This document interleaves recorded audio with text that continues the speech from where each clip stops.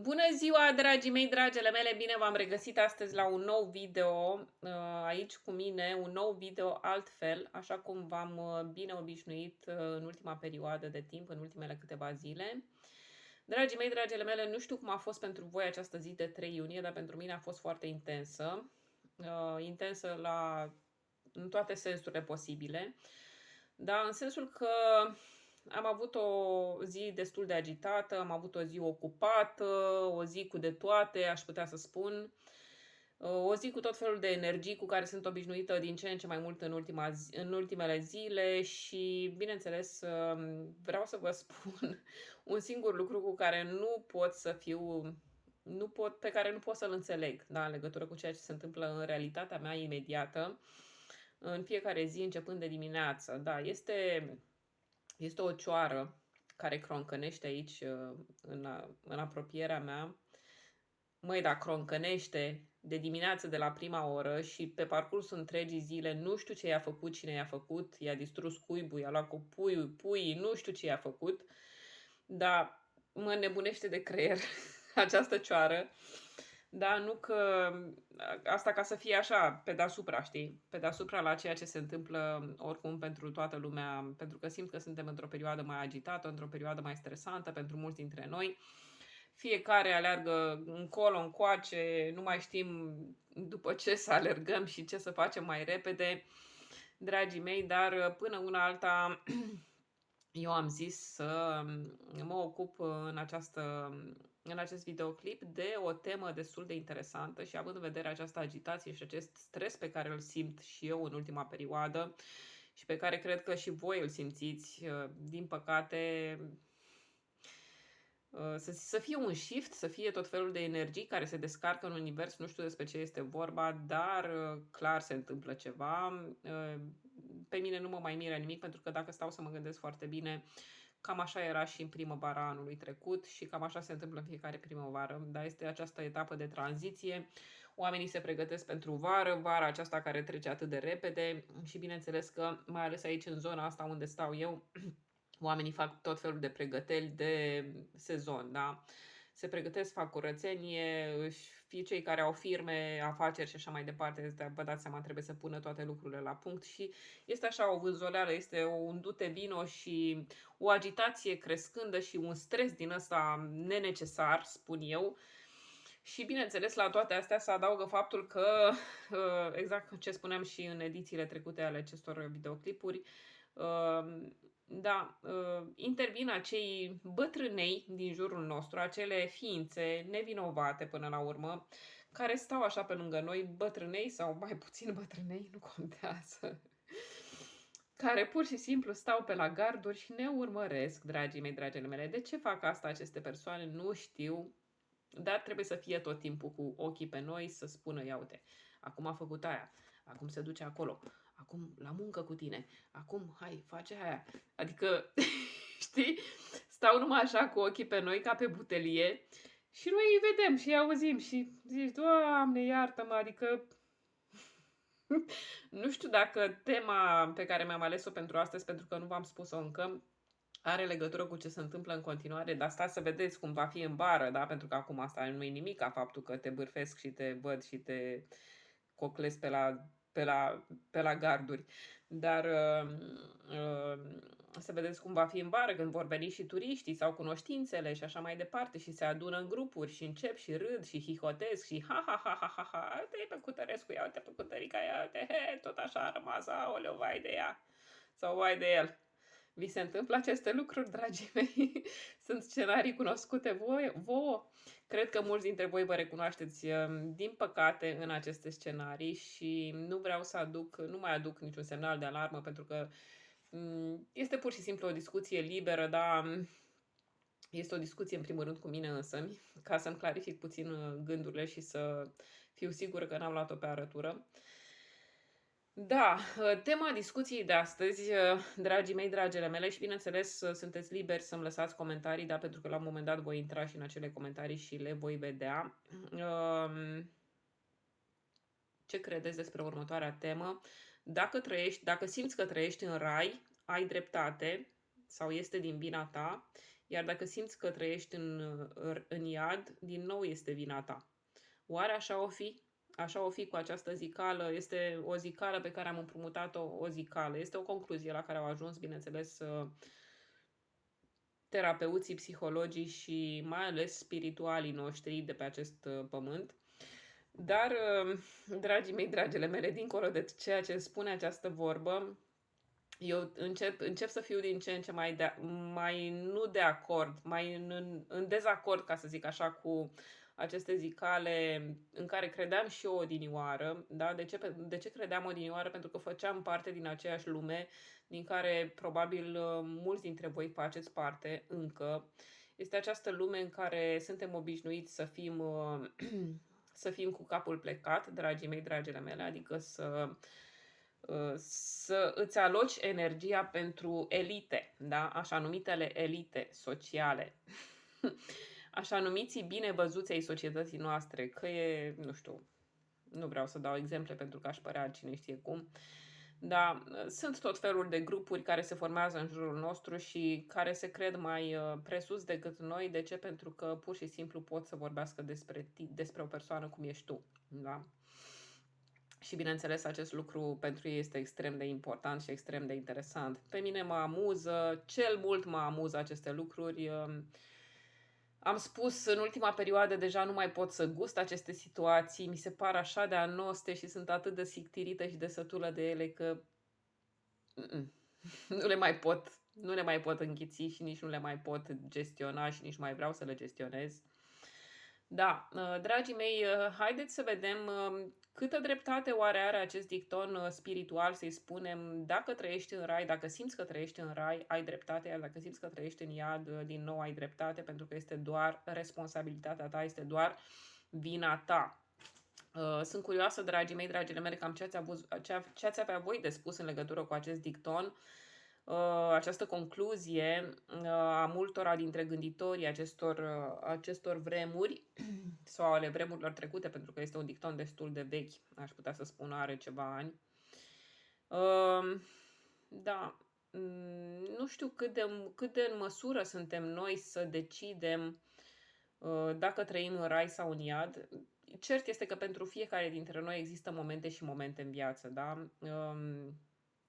Eu aș putea să spun că în fiecare primăvară descoper iadul, ca să zic așa, și stăteam asta și mă gândeam, iadul, să-i spunem întunericul, da?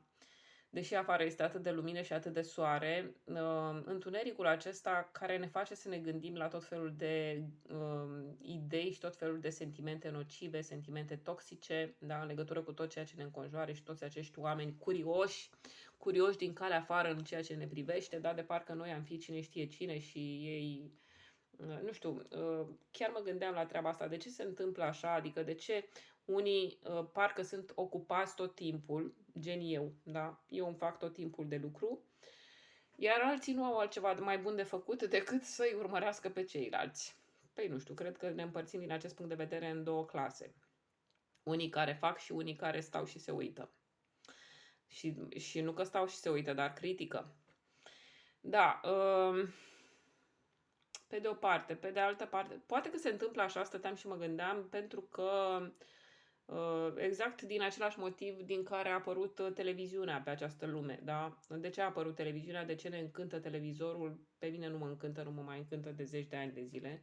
Eu nu mă uit la televizor decât fugitiv pentru că se uită fiimiu.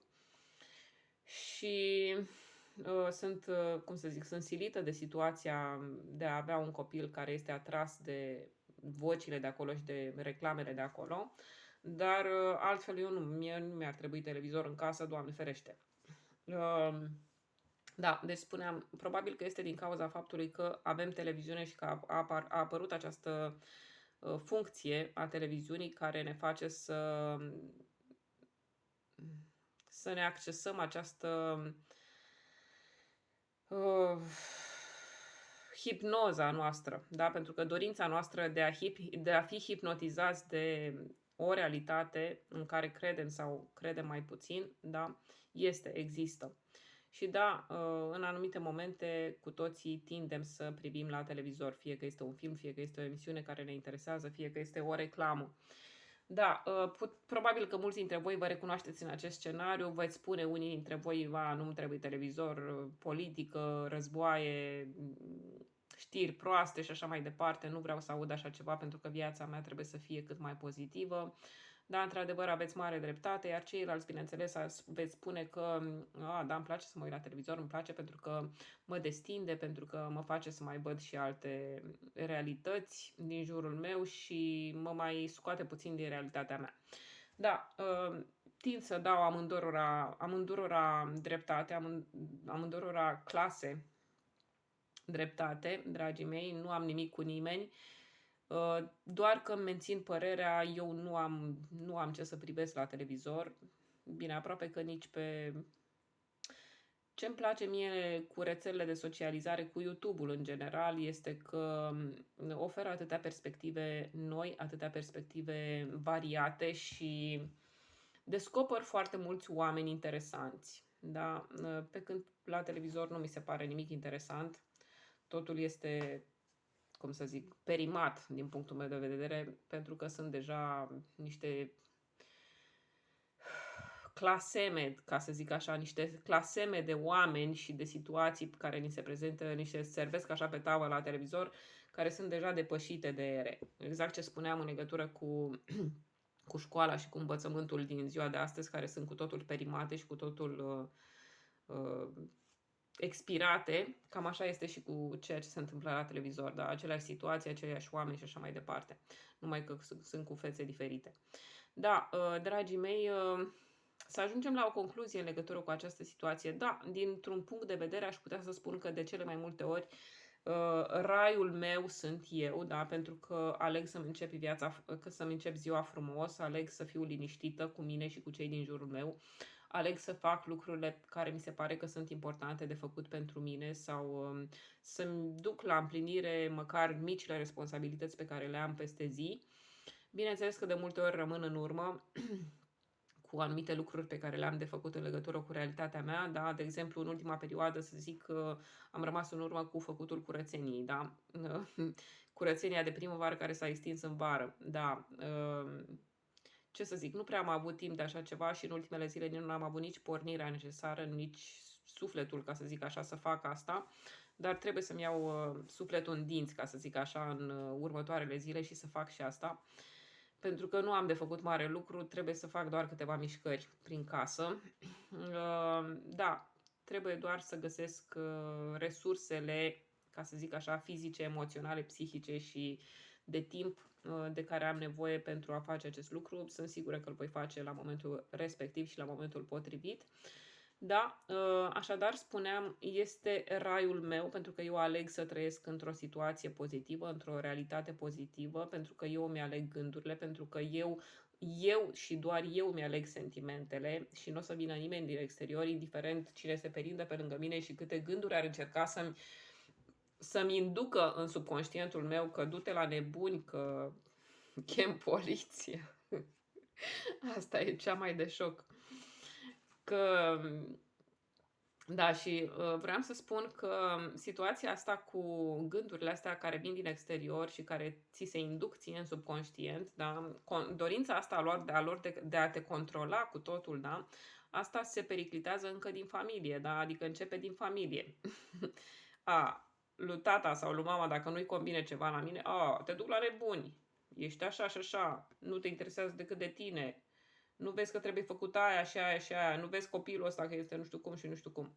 Da, și tot felul de probleme de genul ăsta. Deci toată această situație de nebunie generală, am să spun întotdeauna, începe din familie, dragii mei, dragile mele, și cam așa, cred că eu de multe ori m-am gândit și cred că sunt convinsă de fapt că cei din familia ta nu au făcut toată viața lor decât să copieze sistemul, da? Pentru că ei au văzut, da, la momentul lor când au muncit în societate, când, mă rog, și-au petrecut o viață întreagă în societate, da, au tras anumite concluzii și anumite învățături pe propria lor piele și acum le aplică pe tine, da, sau de fapt le-au aplicat întotdeauna pe tine care ești copilul lor.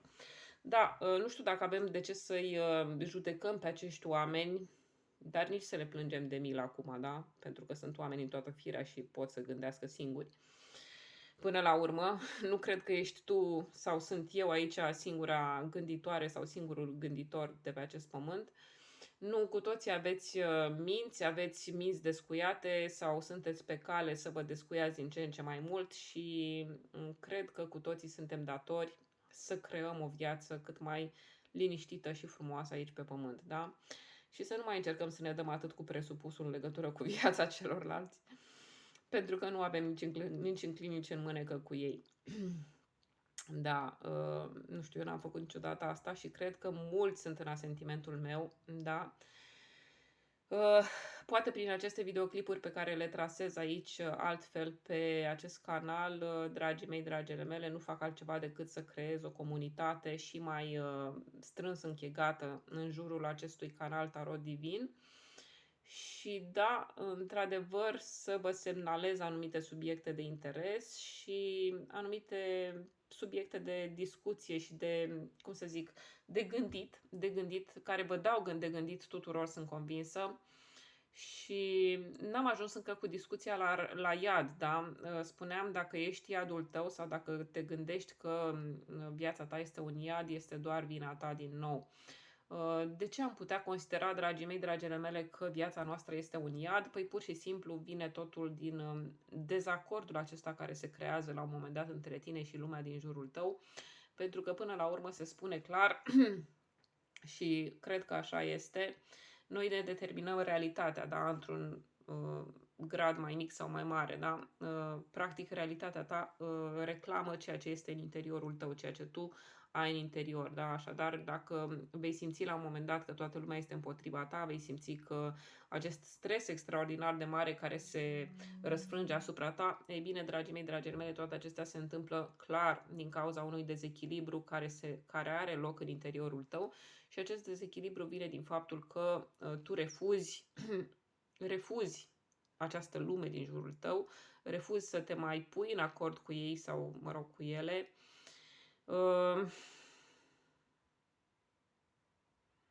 Este ca un refuz al tău, să zic așa, de a mai participa la creație. Da? Cam așa aș putea să spun. Și cam asta este, cam de acolo vine iadul nostru. Da? Iadul tău, iadul meu, până la urmă. Da, cam asta este discuția. Într-adevăr, este un grăunte de adevăr în acest dicton, spuneam, dragii mei, dragele mele, dar, dincolo de toate acestea, există momente când chiar mă întreb, adică nu mă întreb, îmi spun, trebuie să fie ceva mai mult decât atât. Adică, în mod clar, este ceva mai mult decât atât. Da? Adică nu cred că până la urmă vina mea cum să zic, nu cred că până la urmă vina în legătură cu ceea ce se întâmplă în viața mea mi-aparține în totalitate. Nu cred. Asta nu o să o cred niciodată. Pentru că sunt foarte multe lucruri din jurul meu care se întâmplă și cu care nu am nimic în comun.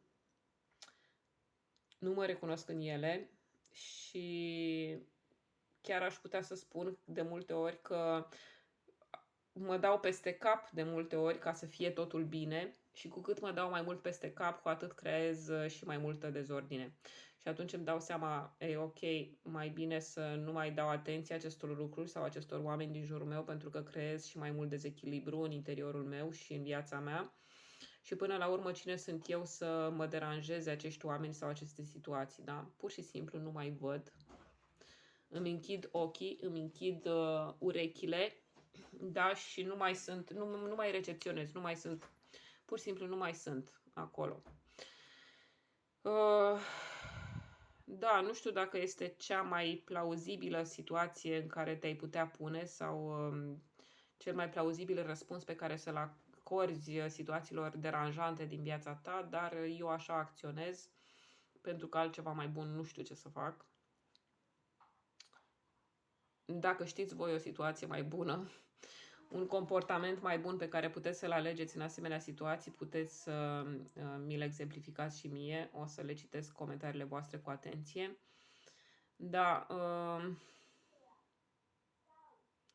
cam asta este, dragii mei, dragele mele, și ceea ce mă atrage pe mine din ce în ce mai mult în ultima perioadă, la ceea ce văd că se vehiculează în online, este și ideea că, într-adevăr, chiar nimic și nimeni nu trebuie să ne supere prea tare aici pe pământ. De ce? Pentru că, exact ce am spus și mai devreme, nimeni nu este dator nimănui și eu cu atât mai puțin nu sunt datoare nimănui, da? Nici cu energia mea, nici cu nimic. Dacă vreau particip, dacă nu vreau nu particip. Și asta trebuie să fie clar odată pentru totdeauna pentru toată lumea, pentru că eu nu sunt responsabilă de ceea ce se întâmplă în univers. Așa cum nici voi nu sunteți responsabili până la urmă de ceea ce se întâmplă în univers. Și spuneam de acea idee care mă atrage pe mine foarte mult din online și anume că, într-adevăr, lumea în care trăim este o simulare. Da? Adică întreaga această realitate este un joc. Este un joc pe care cineva îl joacă pe calculator, ca să zic așa. Da, știu că poate părea absurd, dar este o idee genială, zic eu. Și cred că prinde din ce în ce mai mult. Da? Adică, da, eu tind să cred că așa este. Cred că cineva stă acolo undeva într-un colț sau deasupra noastră și pur și simplu se uită la noi și din când în când mai schițează câte un zâmbet. Ca să nu zic că râde în hohote. Da. Cam asta este impresia pe care o am eu despre realitate, despre realitatea care ne înconjoară. Așadar, având în vedere că totul este o simulare și totul este acest joc din care noi facem parte, fie că vrem, fie că nu vrem, nimic nu merită prea mult atenția noastră. Da? Cam asta se întâmplă și ori de câte ori să zic că avem impresia că rolul nostru este atât de important încât nu poate fi înlocuit cu nimeni și cu nimic, să știți că ne înșelăm. Ne înșelăm amarnic, pentru că rolul nostru este atât de mic și atât de insignifiant. Bineînțeles, asta nu înseamnă că nu suntem puternici. Suntem puternici, dar pe de altă parte, rolul nostru este atât de mic. Da? Atât de mic în marele infinit, ca să zic așa, în care ne pierdem cu toții și poate pentru acest adevăr, până la urmă, trebuie să conlucrăm în pace, da? Adică trebuie să acordăm acea credibilitate și acea șansă și celui de lângă noi să ne ajute, la fel cum și noi ne oferim ajutorul nostru, măcar din când în când, da? În acest act de co-creație, ca să zic așa, da? Ca participanți la acest act de a crea realitate din jurul nostru. Așadar, dragii mei, dragele mele, mă bucur că am fost cu voi și de această dată. Nu știu cât de mult am reușit să trasez linia discuției de astăzi, dar măcar am schițat-o și restul rămâne ca voi să gândiți singuri, da? Sau să, să mai scrieți câte un comentariu aici sau să vorbiți cu cunoscuții, cu cunoscutele voastre și așa mai departe. Mulțumesc tuturor de prezență, mulțumesc de vizionări, mulțumesc de like-uri, mulțumesc de share, mulțumesc pentru toată lumea care este prezentă pe canalul Tarot Divin și vă îmbrățișez cu drag și cu multă lumină și cu multă prezență de spirit, ca să zic așa. Vă mulțumesc încă o dată, vă pup și vă iubesc. Pa, pa!